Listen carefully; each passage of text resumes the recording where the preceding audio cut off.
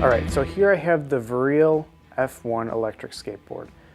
Now I got this skateboard because of the cost and because Verreal seemed like a company that really stood by their product and wants to continue to improve what they already have and make it better. So let's go ahead and see how it's packaged and take a look at the board itself. Alright, so we've got one layer of foam. There's the board itself. It's surrounded by custom cut foam to keep it in place.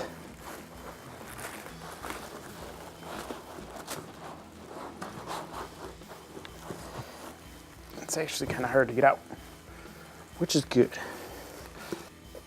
Now when you order the skateboard, you have a couple options, and one of the options is to get the board with extra wheels, the polyurethane wheels. So you can see right here, this is where those would go. There's the power supply for the board. Here's the remote, which we'll take a closer look at. There's the skate tool. And here is the micro USB charging cable for the remote. So one of the first things that I noticed when looking at the board right out of the box is the grip tape and how clean the cuts are and how it's right along the edge, not sticking over. So I'm not afraid of it peeling up. So that's going to be on there for a real long time. Now one thing that Verreal talks about this board a lot with is the drop deck. So it's slightly dropped, making it lower to the ground. So that, along with the curved deck, makes it really comfortable and super easy to control while riding. So taking a look at the bottom of the deck, one of the things that Verreal did is they took all the components, the battery, the ESC, and they put it on one side. This is the back side of the board. And they put it in this all metal enclosure, which is a very good enclosure. You can see that it is sealed very well, and that makes it water resistant. Now the one thing that I will say about all the components being on one side is the balance of the board when carrying it. That's really mostly where you're going to notice it. When you pick it up to carry the board, you're going to feel it heavier on one side.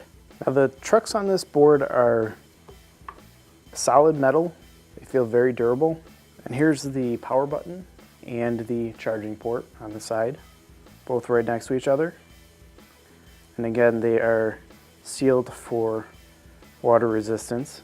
Now one thing that this board does not have is the push to start or push to power on, which if it is something that you're used to, it might take getting used to powering that on before you put the board on the ground.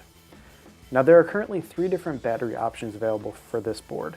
There's the standard 4 amp hour battery, there's the Panasonic 6.4 amp hour battery, and there's the Sanyo 8.4 amp hour battery. So obviously the more amp hours, the longer range you're going to have. And there are currently 2 different deck options as well. There's the natural wood and the all black deck. So this is the remote. It's a pretty basic remote. You have the power button, the mode button or the speed button, and then the forward and reverse switch here on the side, and the thumb throttle control. And this is a nice long range here, so it can give you really smooth transitions and the ability to take off at different speeds. So with the board on, if you power on the remote, you get a vibration feedback to let you know the remote turned on, and you also get feedback when the battery is low, so that way you don't have to be looking at the remote the whole time.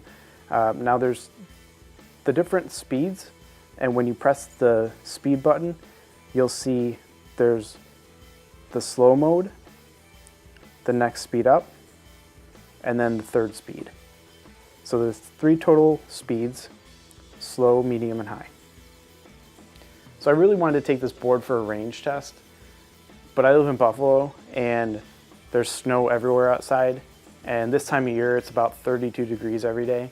So right now the roads aren't really clear enough to where I could ride a full 9 miles with this board, which is what it is rated for with the 4 amp hour battery. I did do some riding on what roads I could, and it felt really comfortable. The cold did not affect the performance of the board at all.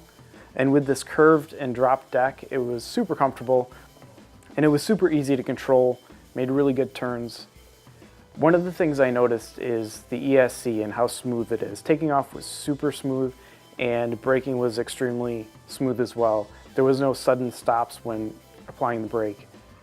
So I would definitely not recommend trying to ride this board on snow or ice, or even a path that you think might have snow or ice on it.